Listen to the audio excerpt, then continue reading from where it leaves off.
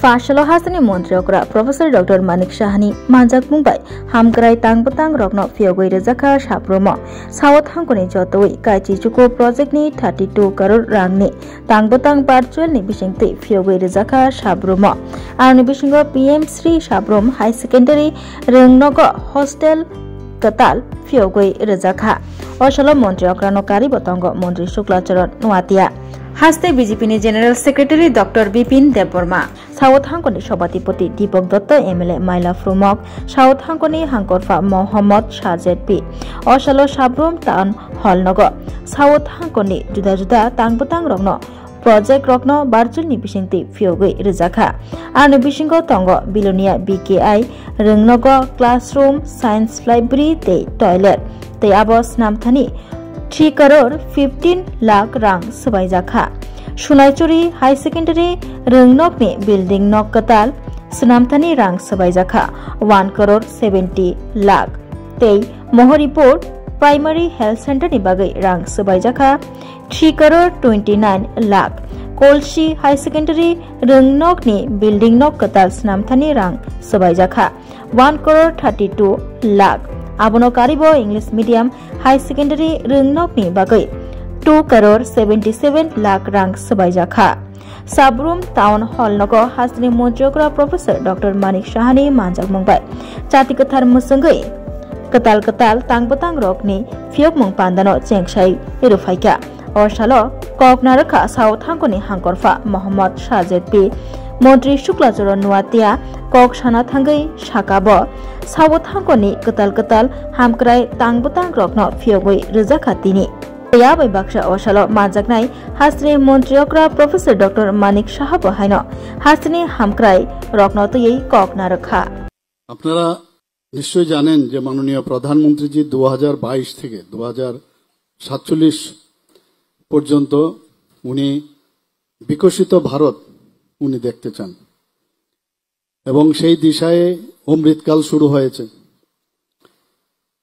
এবং উনার যে মেইন উদ্দেশ্য সেটা হচ্ছে যে মানুষের উন্নতি সাধন সেখানে ইনফ্রাস্ট্রাকচার ডেভেলপমেন্ট হোক আত্মমর্যাদার বিষয় হোক সোশিও ইকোনমিক্যাল কন্ডিশন থেকে শুরু করে সব বিষয়ে সুরক্ষার দিকেই হোক আমাদের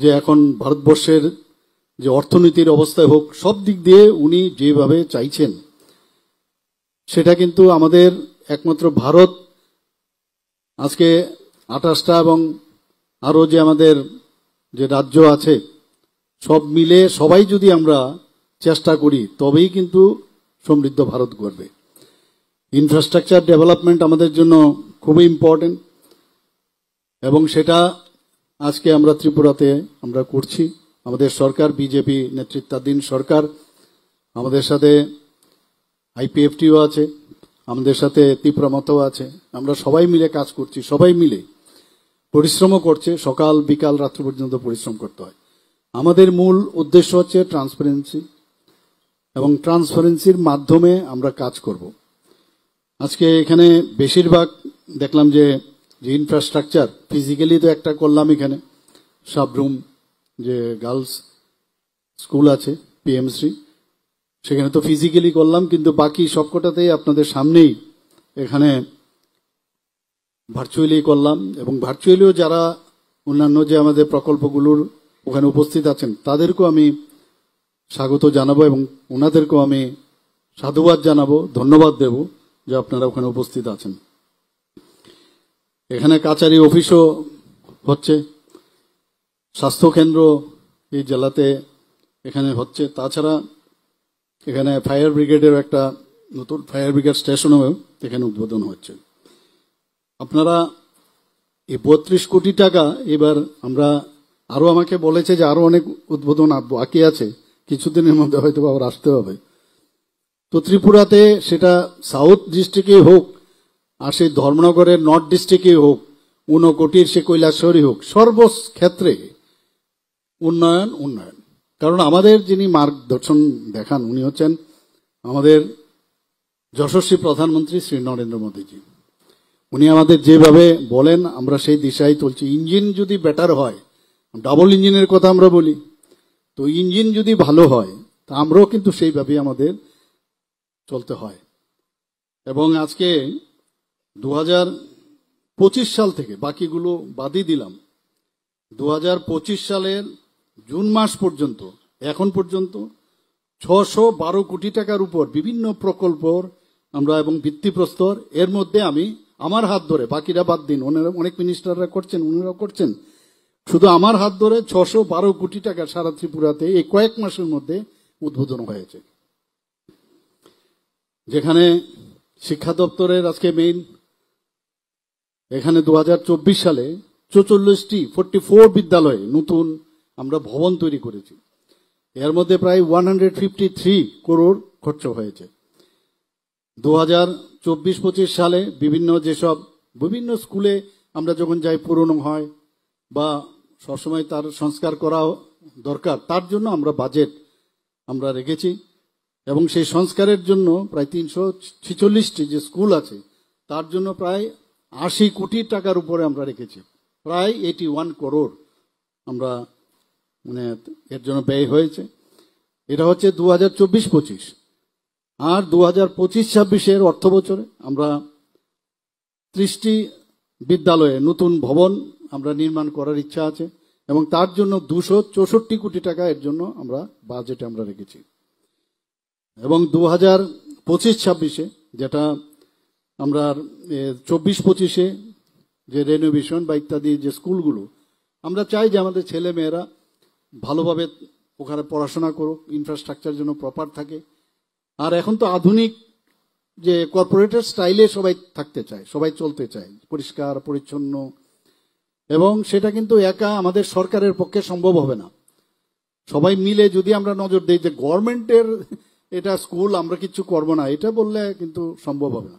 যারা কর্মচারীরাও আছেন তাদেরকেও আমি বারবার বলি যে আপনারাও নজর দিন। বাড়ির ঘর যদি আমরা পরিষ্কার পরিচ্ছন্ন রাখতে পারি, পয়সারও সুবিধা নেই, গভর্নমেন্ট কোনো জায়গায় টাকার জন্য কোনো কিছু হচ্ছে না সেটা না। কাজে এই জায়গার মধ্যে 10% আমরা অলরেডি রেখেছি বাজেটের যেসব ডিপার্টমেন্টে, যে প্রতি বছর 10% খরচ করবেন সেখানে এইসব মেনটেন্যান্সের জন্য। তো সেই জায়গায় 2025-26 আমরা 123টি যে স্কুল আছে সেখানে মেজর এবং মাইনর যে সংস্কার আমরা করছি, 151 কোটি টাকার উপরে এর মধ্যে আমরা এই অর্থ বরাদ্দ করেছি। আমাদের রাজ্য সরকারের যে মেইন উদ্দেশ্য, আমাদের যে প্রায়োরিটি সেক্টর, আমরা সবাই জানেন যে শিক্ষা সবচেয়ে বেশি, কিন্তু আমাদের শিক্ষার খাতে আমাদের বাজেটের বেশি অংশ। আমাদের গত বছর আমাদের ছিল 27,000 কোটি টাকা আমাদের বাজেট। এবার একটা বিরাট জাম্প হয়েছে, 32,000 কোটি টাকা আমরা সেই কোথায় ছিল 27,000 কোটি টাকা, সেখানে আমাদের 32,000 কোটি টাকা হয়েছে। এটা কিন্তু এমনিতে হয়নি, সেটা এই কারণে হয়েছে যে গভর্নমেন্ট অফ ইন্ডিয়া বুঝতে পেরেছে যে ওনারা প্রপারলি, এই ত্রিপুরার সরকার প্রপারলি টাকা খরচ করছে, তবেই আমরা বিভিন্ন খাতে আমাদের কিন্তু সেই টাকাটা দেওয়াতে কিন্তু সেটা বেড়েছে। তাছাড়াও এক্সটার্নাল এডেড প্রজেক্ট আমাদের অনেকগুলো আছে। আমাদের জনজাতি এলাকার সেখানে যাতে আরো ভালোভাবে রাস্তাঘাট হয়, স্কুলগুলো যেন ভালো হয়, তো বিভিন্ন যেসব মান উন্নয়নের জন্য আমরা প্রায় 140 কোটি টাকা, আমরা 1400 কোটি টাকা আমরা এই ওয়ার্ল্ড ব্যাংক থেকে আমরা নিয়েছি। এইভাবে আমাদের ফরেস্ট ডিপার্টমেন্টে আমাদের ট্রেসপের সেখানে প্রায় 1800 কোটি টাকা নিয়েছি। তো এইরকম জায়গা প্রজেক্ট থেকে আরম্ভ করে ইন্দো জার্মান এইসব প্রকল্পে তো ত্রিপুরাতে বহু প্রকল্প আমরা কাজ করছি। তো শিক্ষার আমরা চাই যে আমি আজকে যখন গাড়ি দিয়ে আমি আসছিলাম, আমি এটা ভাবছিলাম যে আমাদের ত্রিপুরাতে এবার ত্রিপুরা যে জিএসটি আছে, স্টেট জিএসটি, সেটা কিন্তু নর্থ ইস্টের মধ্যে সেকেন্ড হাইয়েস্ট আমরা ত্রিপুরা হয়েছে এবার। পার ক্যাপিটা ইনকাম ত্রিপুরা নর্থ ইস্টের মধ্যে সেকেন্ড হাইয়েস্ট। তো এটা নিয়ে মিটিংও হয়েছে গত পরশুদিন, বিকশিত ত্রিপুরা, এই হেডলাইন্স রেখে আমরা অনেক মিটিং করেছি। আরো কিভাবে আমাদের জিডিপি বাড়বে, আমাদের জিডিপি যদি বাড়ে তাহলে বোঝা যাবে, এগুলো কিন্তু বোঝা যায় একটা রাজ্যের জন্য কোন জায়গায় আমরা আছি সেটা। তো তার জন্য যে স্কুলে আমরা এডুকেশনে এত পয়সা আমরা খরচ করছি, সেটা রিটার্ন কি আছে সেটা বসে বসে ভাবছিলাম যে সেটাও আমাদের নিতে হবে, যে আমাদের কতজন স্টুডেন্ট বেরিয়েছে এবং তারা কি কাজে আছে। গল্পতে স্কুলে আজকে ফিজিক্যালি আমি সেখানে আমি উদ্ঘাটন করেছি, এবং অভিন্ন প্রশ্নপত্র, আগে আলাদা আলাদা প্রশ্নপত্র হতো, সেগুলো আমরা অনেকাংশে আমরা কিন্তু এখন সেটা বন্ধ করেছি। এখানে আমরা এইবারের 2025 সালের যে মাধ্যমিক পরীক্ষার যে ফলাফল, সেখানে আমরা দেখেছি 100% রেজাল্ট পেয়েছে 354টি স্কুলে, 100%, এবং মোট পাশের যে হার 85.63%। তো ভালো, নট ব্যাড। আমি অন্যান্য প্রদেশেরও আমি দেখেছি, সেখানেও কিন্তু রেজাল্ট 25-26%-এর মতো হয়, সেই জায়গায় আমাদের রেজাল্ট অনেক ভালো। এখানে উচ্চ মাধ্যমিকেরও এবার যে রেজাল্ট বেরোলো, দেখালো মোটে 100% 39টা স্কুলের মধ্যে হয়েছে পাশের হার। আর মোট যে পাশের হার সেখানে 79.29%। আমি যদি আমরা এই ব্যবস্থাপনা আরো ইনক্রিজ করতে পারি, ভালো টিচার, টেটের মাধ্যমে আমরা টিচার নিচ্ছি এবং গুণগত মানের টিচার নিচ্ছি, তাতে করে আস্তে আস্তে করে কিন্তু যে পড়াশোনার যে যারা পড়ায় তারা যদি ভালো কোয়ালিটির না হয়, যে আমার লোক আমি দেব, তার কোয়ালিটি কেউ বিচার করলো না, সেখানে কিন্তু ওই রেজাল্ট ওই 20% আর 16% হবে। এখন কিন্তু সেই জায়গায় আমি বলবো যে আগামী দিন আরো এই পার্সেন্টেজ আমি আশা করি সেটা বাড়বে।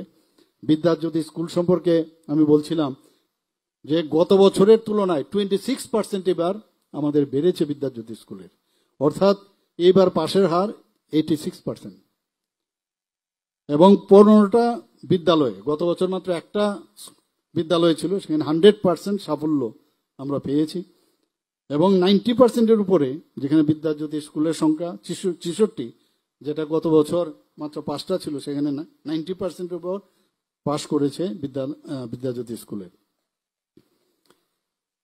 বিদ্যাজ্যোতি স্কুলের উচ্চ মাধ্যমিক পরীক্ষার যদি কথা বলি, সেখানে এবারের পাশের হার 71%, এবং যেটা গত বছরের তুলনায় 21% বেড়েছে, এবং 100% বিদ্যাজ্যোতি স্কুল, যেটি 5টি, গত বছর কোনো বিদ্যালয়ই ছিল না, সেখানে 100% বেড়েছে।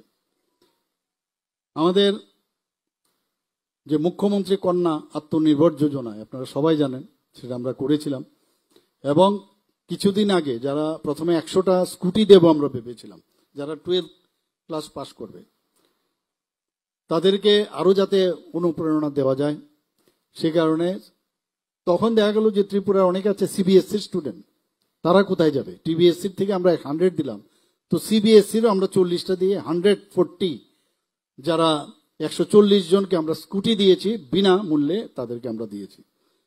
এখানে যারা আমরা চাই যে এম্পাওয়ারমেন্ট, উইমেন এম্পাওয়ারমেন্টের কথা বলি, যখন আমি মুখ্যমন্ত্রী হই ঠিক তারপরেই আমি ডিক্লেয়ার করলাম যে আমাদের এখানে বহু মেয়েরা আছে যারা কলেজে যায় কিন্তু তারপরে কলেজে ড্রপ করে।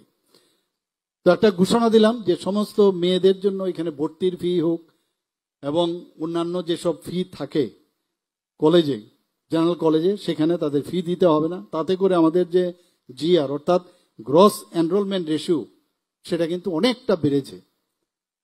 এবং আপনারা সবাই জানেন যে এর মধ্যে আমাদের সরকার কতটুকু হিউম্যান টাচ আছে তার একটা উদাহরণ আপনাদের দিচ্ছি। আরো অনেক প্রকল্প এর মধ্যে আপনারা শুনেছেন, যে যারা দৃষ্টিহীন দিব্যাঙ্গ আছে তাদেরকে, যারা মানে স্নাতকোত্তর বা স্নাতক, তাদেরকে প্রতি মাসে আমরা 500 টাকা করে দেওয়ার ব্যবস্থা করেছি।